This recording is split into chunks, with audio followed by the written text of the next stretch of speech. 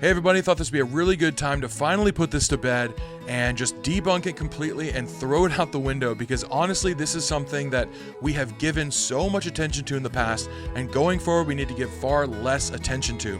But it's high time we get into the discussion, because this is something that plagues and haunts Christians all the time, and it just simply doesn't need to anymore.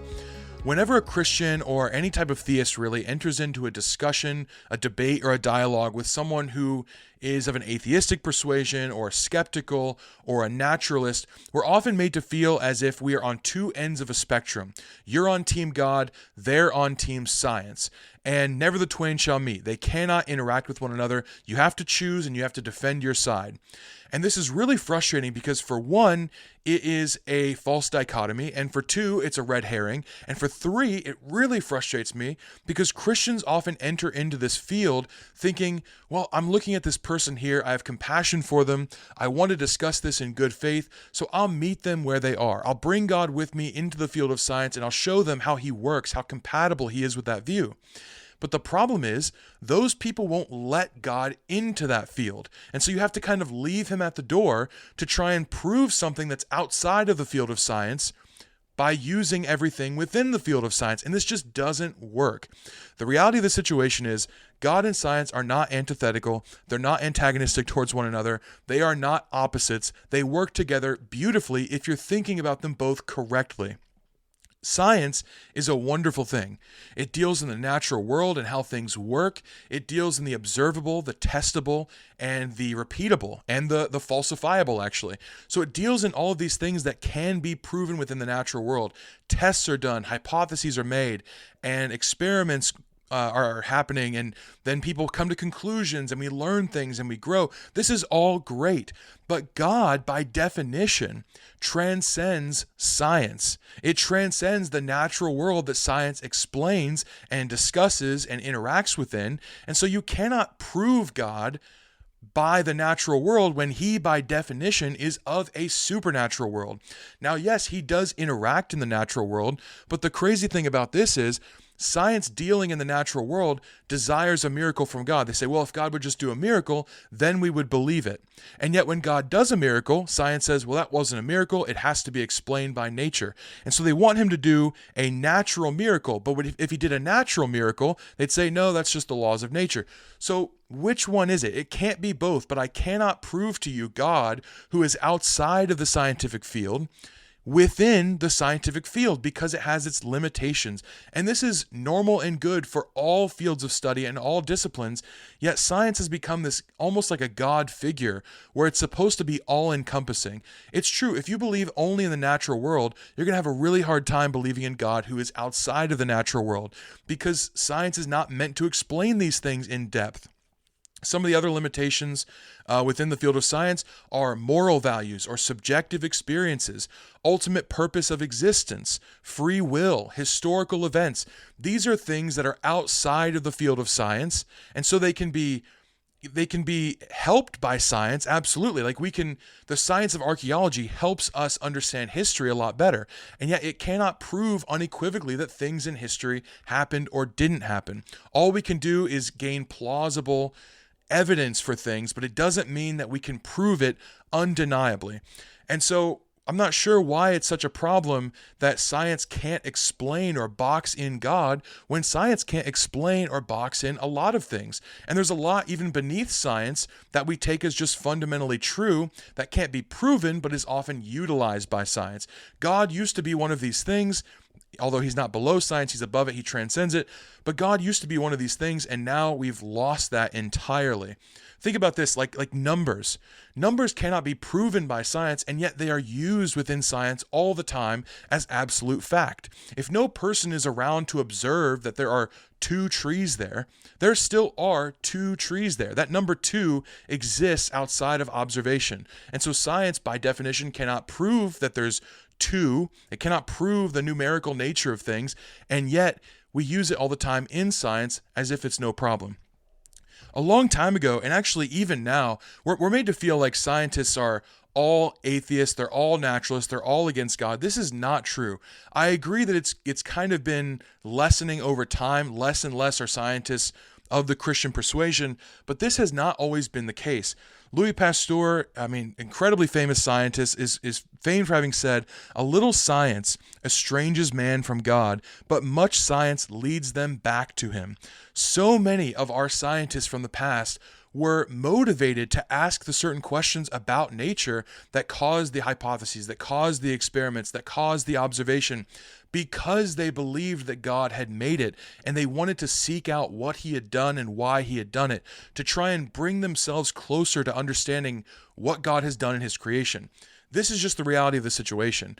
Now, this is so important to know because one really, really good example of an atheist saying that, well, it's either Christianity or science, or it's either science or God, is Ricky Gervais in 2017. He was on the Colbert Show, and he brought up this argument that I think is really interesting, but also really just ripe with this false dichotomy and this red herring.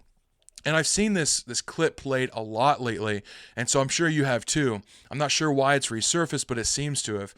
But Ricky Gervais is talking with Stephen Colbert, and Stephen says, Ricky, I don't need to prove God to you. I don't feel like I need to force that belief on you.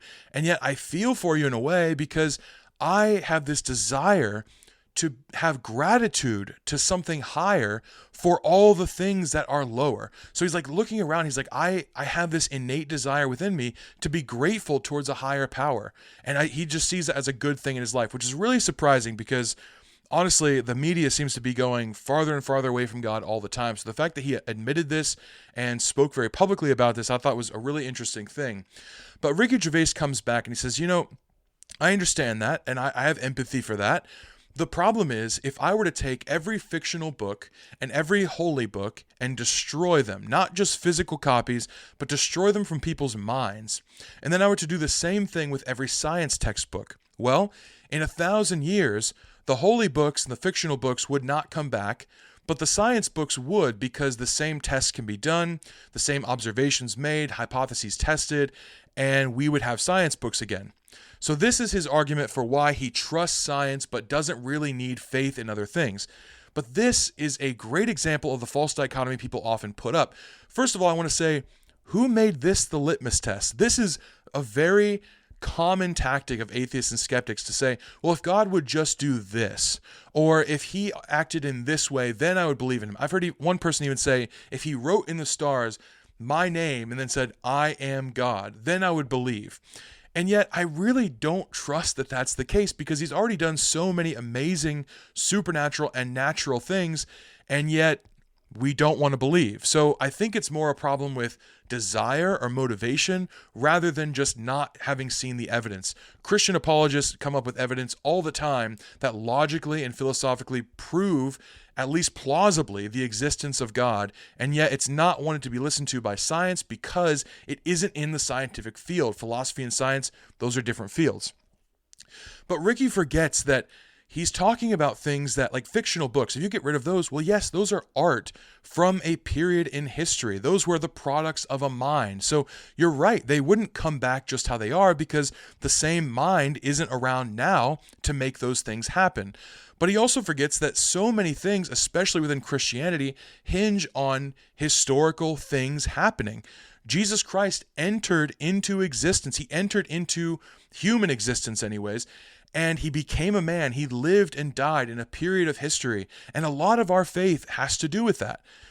God created all things before time existed. And we can look back in time just after that moment. And science says, well, I don't know what happened before that because it's not observable, repeatable, testable, falsifiable, etc. And I say, you're right. I'm really glad that you've admitted a limitation of science there. But then they'll come up with different hypotheses that they believe, solve the problem without giving the hypothesis of God or an intelligent mind enough credit. But the reality is, a lot of Christianity hinges on historical events because God did a miraculous thing at a point in time in history, and he acted in a way that was a bridging of the gap between the supernatural and the natural. Science cannot observe that. They cannot repeat that. They cannot test that or falsify that. And so they choose to reject it. And that's fine. If you want to choose to reject it, that's okay. But to say that we only have to operate in this field of science, well, then you have to get rid of all of history. You have to get rid of all of art. You have to get rid of numbers completely. You have to get rid of subjective experience. That's just not true. You have to get rid of moral values. And this is so often where atheists and skeptics go. They get closer and closer to this, where they're just getting rid of all of these things because they're lifting up science as like the one true thing that we must believe in. The amazing thing about being a Christian and having faith in God is that you can have God and science and history and philosophy and subjective experience and moral values, and all of them are compatible. You're taking all of the evidence and you're weighing it all together. The problem with the just science side is that they're taking only science and are forced to deny everything else that we understand to be a part of reality, and they have to deny that. And that's just not a very stable place to be. So if you're a Christian and you find yourself in these kinds of discussions, don't worry about it. If they ask you to leave God at the door, refuse, because your side offers a lot more evidence from a lot more different disciplines than science-only mindset offers up.